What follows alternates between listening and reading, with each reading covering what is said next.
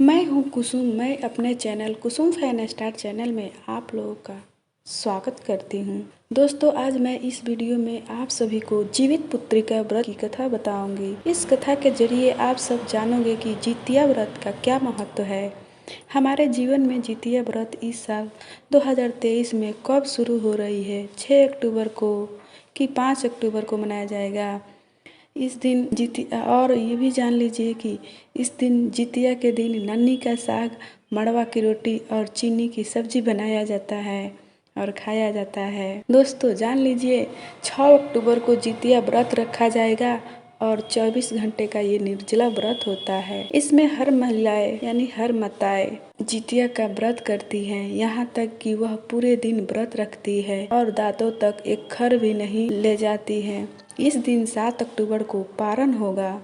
दोस्तों, ध्यान रखिएगा कि 7 अक्टूबर के दिन शनिवार को 8:10 के बाद ही व्रत खोलना है, क्योंकि दोस्तों अष्टमी तिथि शनिवार को 8:10 पर ख़त्म होगा और नवमी तिथि शुरू होगा।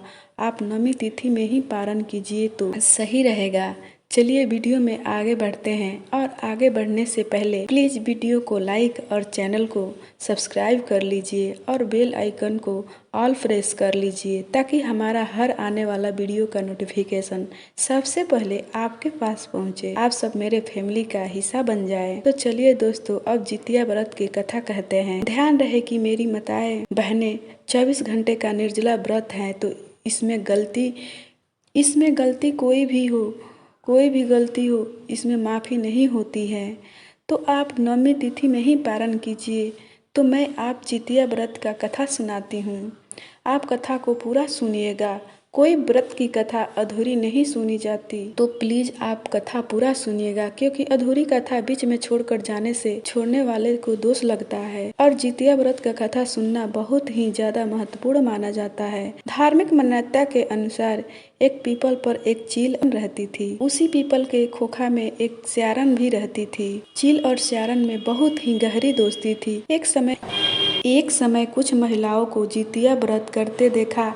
चील और स्यारन ने आपस में तय किया कि हम भी जितिया का व्रत रखेंगे।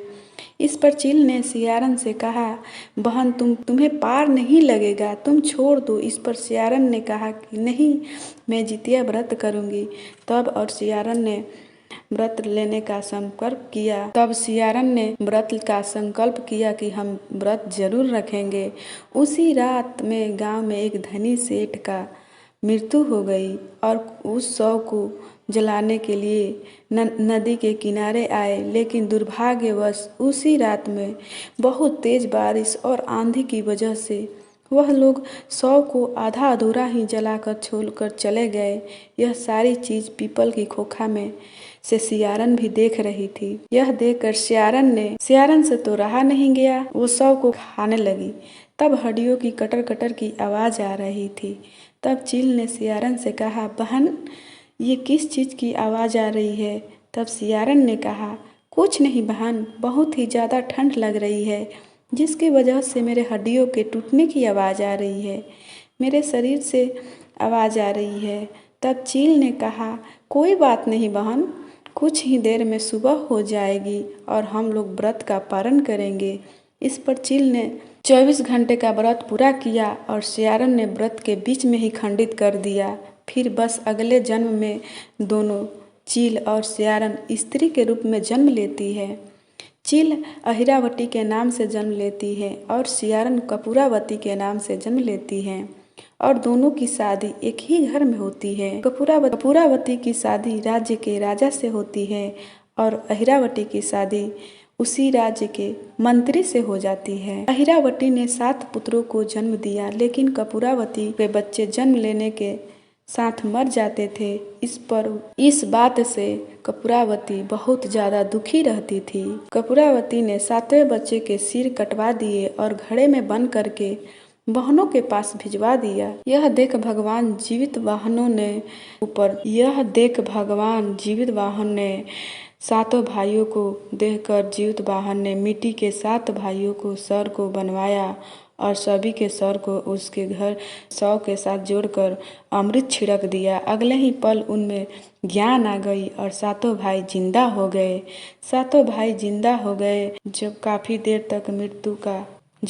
देर तक मृत्यु का रोने का संस्थापक नहीं सुनाई दिया तो कपूरावती स्वयं अपनी बहन के घर गई। जिसे सब नहीं सुनाई दिया तो कपूरावती स्वयं अपनी बहन के घर गई। वही सियारन है जिसने सबको जिंदा देखकर उसे अपने करने का पछतावा होने लगा। उसने अपनी बहन को पूरी बात बताई और उसे अपनी गलती पर पछतावा हो रहा था। भगवान जीतवाहन ने कृपा की और अहिरावती को पिछले जन्म की सारी बातें याद दिला दी और कपूरावती को लेकर उसे पकड़ी के पेड़ के यानी पीपल के पेड़ के पास गई और सारी बातें बताई। कपूरावती ने कपूरावती की वही मृत्यु हो गई।